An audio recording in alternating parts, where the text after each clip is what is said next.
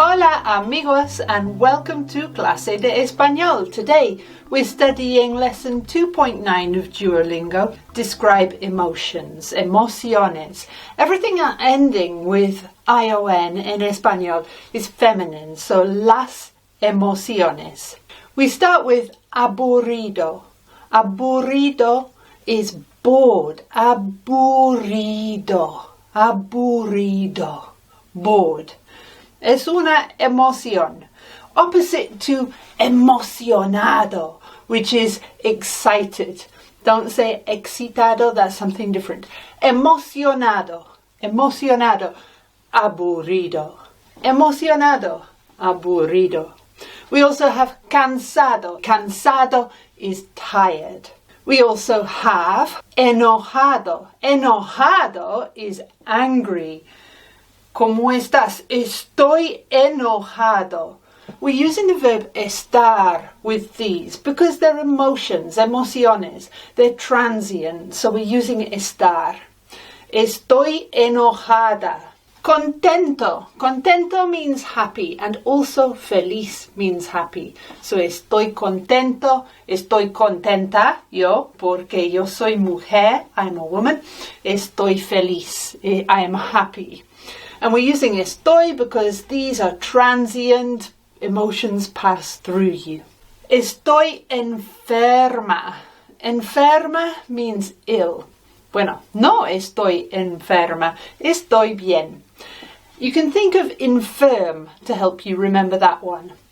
We also have sorprendido. Sorprendido means surprised. Sorprendido. Maybe sorprendido goes with emocionado. And we've had feliz y contento, so we might as well have triste as well, which means sad. Triste. And you could try to say 3 sad tigers. Tres tigres tristes.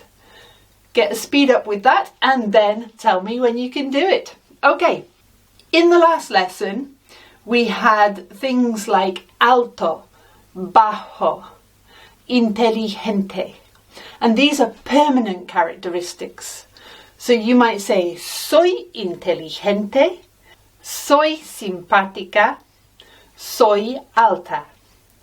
Whereas you might say, estoy emocionada, estoy contenta, y estoy sorprendida.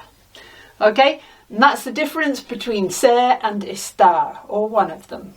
We have estar, but we also have to feel. And I want to look at this today because to feel is sentirse. So you see, normally the verb in the infinitive ends with the letter R, IR, ER, or AR.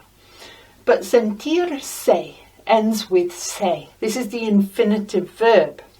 So what about that se? When something comes back to you, when you get something, when you feel something, or when you yourself something, these are reflexive verbs.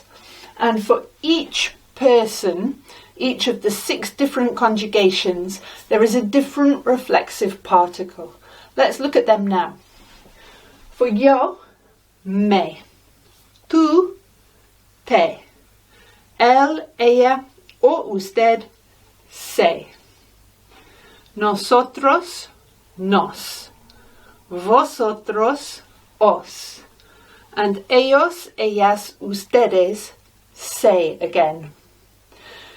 Sentirse is an IR verb that has this particle on the end. And it is also one of those verbs that the E changes to IE for everyone except for nosotros and vosotros. So we have yo me siento contenta. Tú te sientes contento. Él se siente contento.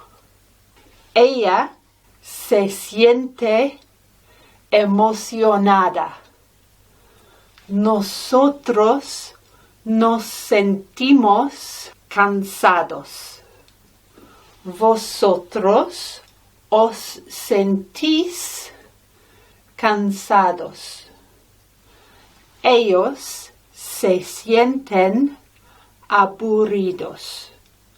Now you might come across another verb which is sentarse, which means to sit down. So if you're getting the AR verb endings, that's talking about sitting. If you're getting the IR verb endings, that's talking about feeling. ¿Cómo te sientes hoy? That brings me on to las preguntas. I have my big book, my Duolingo diary, that has preguntas in it. And today I'm looking at page 77, because we're doing Duolingo 2.9, which is describe emotions. We have questions like, ¿Cómo está tu mamá? I always get asked this. All my friends always ask me, ¿Cómo está tu mamá? Bueno, mi mamá siempre está emocionada. Y mi mamá siempre quiere tomar un café. Okay, ¿cómo está tu mamá? Tell me in the comments. La próxima pregunta, ¿tienes un problema? Do you have a problem? Bueno, yo no tengo un problema. Yo estoy feliz. Yo tengo comida, yo tengo familia y amigos y no estamos enfermos. The other part of the question was, ¿estás preocupada? Oh, did I give you that word? Preocupada or preocupado means worried. En mi vida tengo comida, tengo familia, tengo un poco de seguridad. Y tengo fe. I have faith. It's also good, as I put in my Duolingo diary, to keep a diary that's about you, about your life. So today, la pregunta es, ¿cantas mucho? Cantar means to sing. So, ¿cantas mucho? Means do you sing a lot? Y mi respuesta, yo canto un poco. Canto en mi carro. I have had some great feedback about my Duolingo diary, and I want to say muchas gracias. If you have bought the book, it would be wonderful if you could leave a review for me on Amazon. This is how I am trying to fund being able to do this for you more. Muchas gracias, and I will see you en la próxima clase. Adiós, amigos.